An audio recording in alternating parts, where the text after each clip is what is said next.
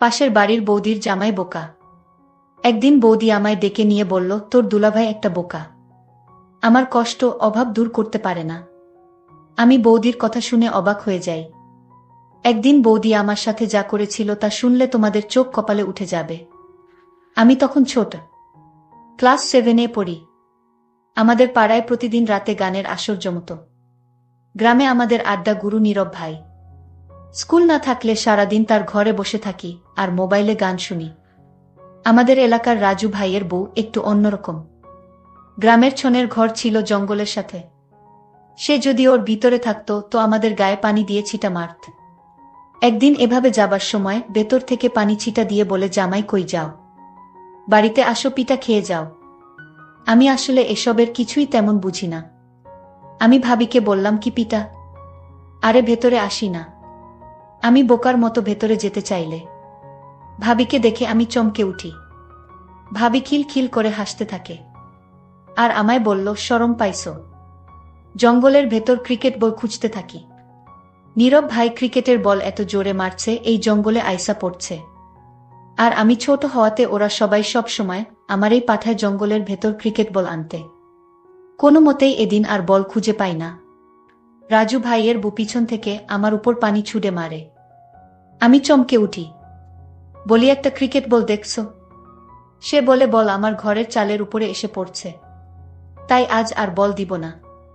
আমি বললাম, ভাবি, আমরা আর এখানে বল ফেলবো না, আজকের মতো বলটা দিয়ে দাও।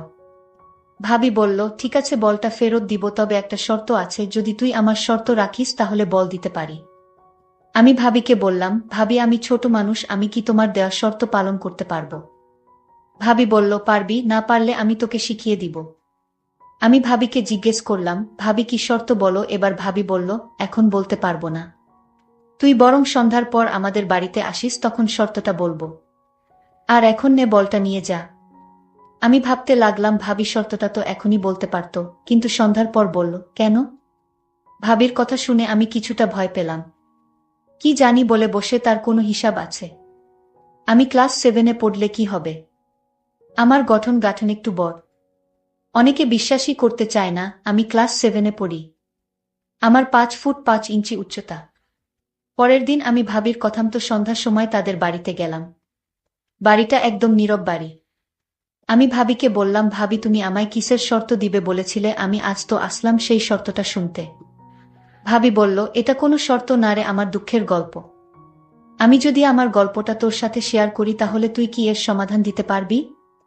আমি বললাম, ভাবি, আমি মানুষটা ছোট হতে পারি, কিন্তু আমার বিষয়ে তুমি জান না, আমি ছোট হলেও কোনো কাজে এ পর্যন্ত ব্যর্থ হয়নি।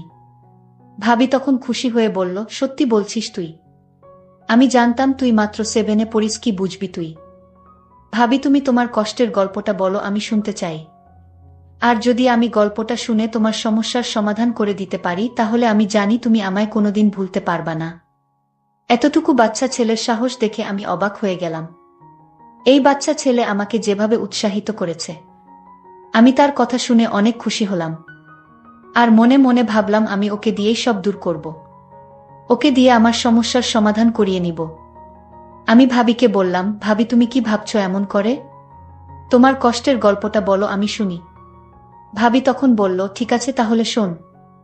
তোর দুলাভাই একটা বোকা। আমার কোনো কথা সে রাখে না। সে আমার সাথে পারে না। প্রতিদিন রাতে ঘরে এসে ভাত খেয়ে মরার মতো ঘুমিয়ে পড়ে। আমার কোনো আবদার তোর দুলাভাই রাখে না এবং পূরণ করতে পারে না। সে সব সময় আমার কাছ থেকে দূরে থাকে। আমি মানুষের সাথে আমার জীবনটা কাটানো খুব কষ্টের। তোর দুলাভাই সবসময় প্রতিদিন বলে আমার শরীরটা আজ ভালো না। আচ্ছা তুই বলতো, এভাবে কি আর সংসার চলে? এই সংসারে আমি চলে যেতে চাই, কিন্তু আমার মা বাবা তো অসহায়, আমি তাদের কষ্ট দিতে চাই না। আমার বাবা যখন আমায় ফোন করে জিজ্ঞেস করে, কেমন আছিস মা, আমি তখন বুক ভরা কষ্ট নিয়ে বলি, ভালো আছি বাবা, কিন্তু আমার তো মনের ভিতর শান্তি নাই। আমি তো একটু সুখের ছোঁয়া পাই না এই সংসার থেকে। আর তাই আমার মা বাবাকে মিথ্যা সান্ত্বনা দেই যে আমি ভালো আছি। আচ্ছা তুই বলতো, একটা সংসারে মেয়েরা কি চায়? এই সংসারে আমি বেঁচে থেকেও যেন মরে আছি। তোর দুলাভাইরে কত করে বললাম, কবিরাজ দেখাও, সে আমার কোনো কথাই কানে নেয় না। সে তার নিজের ইচ্ছামতো চলাফেরা করে, আমার ভালো মন্দ কোনো খোঁজ খবর রাখে না। ভাবির কথা আমি খুব মনোযোগ সহকারে শুনছিলাম। ভাবির কথাগুলো শুনে আমি বুঝতে পারলাম ভাবি কিসের অভাব বোধ করছে। ভাবি আমাকে আরো বলল, তোর দুলাভাই সারাদিন বোকার মতো ঘোরাফেরা করে। অনেকদিন যাবত আমি ভালো খাবার খেতে পারছি না। ভাবির এই কথাটা শুনে আমার খুব কষ্ট হলো। ভাবি দেখতে অনেক সুন্দরী। এরকম বোকা একটা জামাই ভাবির কপালে জুটল। যাই হোক, আমি ভাবির সমস্ত কথা শুনে বুঝতে পারলাম ভাবি এই সংসারে সুখে নেই, বরং সুখের অভিনয় করে যাচ্ছে তার মা বাবাকে খুশি করার জন্য। আমি ভাবিকে বললাম, ভাবি তুমি কোনো চিন্তা করো না, আমি তোমার সকল সমস্যার সমাধান করে ফেলব। তুমি আমার প্রতি আস্থা রাখো। ভাবি আমার কথা শুনে বলল, তুই ছোট মানুষ, তুই কি বুঝবি আমার কষ্ট। তাও তোকে বললাম, কারণ আমি এমন কপাল নিয়ে জন্ম নিলাম। আমার কষ্টের কথা কাউকে বলতে পারিনি, আজ তোকে বললাম। আমি বললাম, ভাবি তুমি যখন আমার কাছে তোমার কষ্টের কথা বলেছ, আমি পারি আর না পারি চেষ্টা তো করে দেখতে পারি। ভাবি খুশি হয়ে বলল, তোর আর কিছু করা লাগবে না। তোর মুখের কথা শুনেই আমার মনটা শান্ত হয়ে গেল।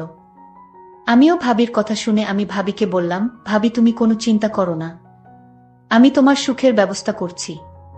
তুমি শুধু আমার কথা রেখো, যখন যা বলবো তখন তোমার তাই করতে হবে। আমি ভাবিকে বললাম, ভাবি তুমি একটু অপেক্ষা করো, আমি আমার বাড়ি থেকে আসছি। আমি তাড়াতাড়ি বাড়িতে এসে আমার বাবার পকেট থেকে কিছু টাকা নিয়ে বাজারে গেলাম। আমি মনে মনে চিন্তা করলাম, ভাবিকে আজ আমি দেখিয়ে ছাড়বো আমাকে বলে আমি বাচ্চা মানুষ। হায় রে ভাবি, তুমি আমার সম্পর্কে জানো না, তুমি আজই বুঝতে পারবে আমি বাচ্চা নাকি কিশোর। আমি বাবার পকেট থেকে টাকা নিয়ে বাজারে গেলাম। বাজারে গিয়ে 1 কেজি গরুর মাংস কিনলাম। আলু, পেঁয়াজ, রসুন, ভাবির জন্য সাবান, ফেস ওয়াশ, মুখের ক্রিম, হাতের ছুরি ইত্যাদি কিনে ভাবির বাসায় নিয়ে গেলাম। ভাবি আমার হাতে বাজার দেখে অবাক হয়ে গেলা। আমি ভাবিকে বললাম, ভাবি চিন্তা করো না, তুমি এখানে বসো, দেখো তোমার জন্য কত কি এনেছি। আমি ভাবিকে যখন সকল সামগ্রী দেখালাম, ভাবি তখন বলল, তুই বাচ্চা মানুষ, এত টাকা কোথায় পেলি? আমি বললাম, ভাবি আমি এই টাকা জমিয়ে রেখেছিলাম, আমার কাছে আরো অনেক টাকা আছে ভাবি। ভাবি তখন বলল, এসব আমি নিতে পারবো না। তোর দুলাভাই জানলে আমি কি জবাব দিব, একবার ভেবে দেখেছিস? ভাবিক বললাম, তুমি বলবে বাবার একটা গরু ছিল, সেটা বিক্রি করে কিছু টাকা আমাকে খরচ করার জন্য দিল। তোর মাথায় তো দারুণ বুদ্ধি, কিন্তু আমার জন্য তুই এত কিছু করবে কেন? আমি তোর কি হই? আরে ভাবি, একটা গান আছে না, মানুষ মানুষের জন্য। আমিও মানুষ, তুমিও মানুষ, শুধু এইটুকু জেনে রাখো। আর তাছাড়া আমার তো আর বড় ভাই নেই, আমার কোনো ভাবিও নেই। যদি আজ আমার একটা ভাবি থাকতো, আর সেই ভাবি যদি তোমার মতো কষ্টে থাকতো, তাহলে আমি কি তাকে ফেলে দিতাম? আমি তাকে হেল্প করতাম না? ভাবি তখন বলল, আসলে সত্যি তোর অনেক মেধা আছে, তুই ছোট হলে কি হবে, তোকে আল্লাহ অনেক জ্ঞান বুদ্ধি দিয়েছে, তুই ভবিষ্যতে অনেক বড় হবি। আমি ভাবিকে বললাম, ভাবি এবার কথা বাদ দিয়ে রান্না করো, আজ তুমি গরুর মাংস দিয়ে ভাত খাবে, আমিও তোমার সাথে খাবো, অনেক ভালো লাগবে। বলতেই ভুলে গিয়েছিলাম, যাকে আমি বাচ্চা বলে ডাকি, তার নাম সজীব, তার মা বাবা। ভালো লাগবে। বলতেই ভুলে গিয়েছিলাম, যাকে আমি বাচ্চা বলে ডাকি, তার নাম সজীব, তার মা বাবা আছে। তাদের একটা মাত্র সন্তান, সে হচ্ছে সজীব। আর একমাত্র সন্তান বলে সজীবকে তার বাবা মা অনেক স্নেহ করে, যখন যা চায় তাই দেয়। আমি সজীবকে বললাম, সজীব তুই বস, আমি রান্না করি। সজীব তখন বলল, ভাবি আমি তোমার সাথে রান্নায় হেল্প করি। আমি বললাম, ঠিক আছে কর। আমি আর সজীব মিলে রান্না শেষ করে ঘরে নিয়ে যখন খেতে বসবো, ঠিক তখনই আমার বোকা জামাই বাড়িতে হাজির। সজীব আমার স্বামীকে ভয় পেয়ে সে কাঠের তলে লুকিয়ে পড়ল। আমার হাবলা স্বামী আমায় জিজ্ঞেস করল, কিরে সোনিয়া, আজ ঘরে মাংসের ঘ্রাণ পাচ্ছি কেন? মাংসের ঘ্রাণ কোথায় থেকে আসছে? আমি তখন আমার বোকা স্বামীকে বললাম, আমার বাবা এসেছিল আজ দুপুরে, আমার জন্য অনেক কিছু নিয়ে আসছে। তুমি তো আমার বরণ পোষণ করতে পারো না, আর তাই বাবা আমার জন্য হাতের ছুরি, মুখের ক্রিম, ফেস ওয়াশ, ব্যাগভর্তি বাজার নিয়ে আসছিল। আমার স্বামী এই কথা শুনে বলল, আমার সুর আব্বার এত দরদ হয়েছে আমাদের প্রতি, হঠাৎ এই দরদ কেন? যাই হোক, অনেকদিন পর ঘরে মাংস রান্না হলো, দাও পেট ভরে ভাত খাই। আমি মনে মনে বললাম, শুধু খেতেই জানো, ঠিকমতো দিতে জানো না। এইদিকে সজীব কাঠের নিচে শুয়ে ঘুমিয়ে পড়ল। আমি আমার স্বামীর জন্য ভাত আর মাংস নিয়ে তার কাছে গেলাম, তাকে খেতে দিলাম। সে শুধু মন ভরে ভাত খাচ্ছে। আর একটা বার জিজ্ঞেস করল না। তুমি খাবে না, আমার সাথে তুমিও খাও না। সে তো এই কথাটা বলতে পারত, কিন্তু তার মাথায় এতখানি বুদ্ধিও নেই। শুধু নিজের বুঝটাই বুঝে। আমার কষ্টটা একবারও জানতে চায়নি। যাই হোক, সে খেয়ে ধেয়ে বিছানায় শুয়ে নাক ডেকে ঘুমাচ্ছিল। আমি তখন কাঠের নিচে সজীবকে বললাম, সজীব আয়। সজীব, তোর দুলাভাই ঘুমিয়ে গেছে। দেখি সজীব ঘুমিয়ে পড়েছে। আমি তাকে হুঁশ করার জন্য একটু পানি ছিটা দিলাম। তখন সে লাফ দিয়ে উঠে পড়ে। আমি তাড়াতাড়ি কাঠের তল থেকে বের হয়ে বাহিরে চলে আসলাম। আর ভাবিকে বললাম, ভাবি আমি আজ চলে যাই, বাবা মা আমার জন্য চিন্তা করছে। কাল আসব। আর ভাবি, তুমি আমায় একটা কথা দাও। কি কথা? তুমি রাতে পেট ভরে মাংস দিয়ে ভাত খেও। আমার কথা না রাখলে আমি আর কোনোদিন তোমার বাড়িতে আসব না। ঠিক আছে, আমি সত্যি খেয়ে নিব। এখন তুই বাড়িতে যা।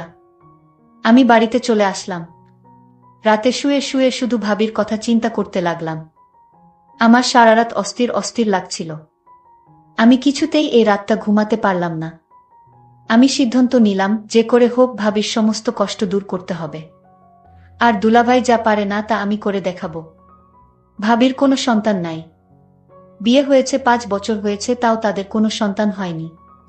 আমি সিদ্ধান্ত নিলাম, ভাবিকে এই নরকে আর রাখব না। আমি তাকে সমস্ত সমস্যার সমাধান করব।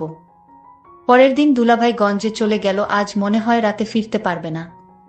ফিরতে ফিরতে কাল সকাল নাগাদ হবে। আমি তাড়াতাড়ি ভাবির বাড়িতে গেলাম। গিয়ে দেখি ভাবি শুয়ে আছে। আমি ভাবিকে ডাক দিলাম, ভাবি এই অবেলা শুয়ে আছো কেন? শরীর খারাপ নাকি? ভাবি বলল, আমার কোমরটায় প্রচুর ব্যথা হচ্ছে। আমার স্বামী এ পর্যন্ত আমায় কোনো ওষুধ কিনে দেন নাই। আমি ভাবিকে বললাম, ভাবি আমি তোমার জন্য ব্যথার ওষুধ নিয়ে আসি। ভাবি বলল, না লাগবে না। আমি ভাবিকে বললাম, ভাবি ট্যাবলেট না খেলে তো ব্যথা সারবে না ভাবি। সজীব ভাই আমার আজ, আমি অসহায়, আমার পাশে কেউ নেই। আজকের কোমর ব্যথায় মনে হয় আমি মরে যাব। এই জন্যই তো বললাম ঔষধ নিয়ে আসি। ভাবি বলল, ঔষধ লাগবে না। তুই কোমরটা একটু মালিশ করে দে, তাহলেই ব্যথাটা কমে যাবে। আমি ভাবির এমন কথা শুনে আমার কেমন জানি লাগছিল। আমি বললাম, ভাবি আমি পারবো না মালিশ করতে, আমি বরং ডাক্তার নিয়ে আসি। ভাবি তখন আমায় বলল, আরে বোকা ছেলে, এই ব্যথা মালিশ ছাড়া কমবে না।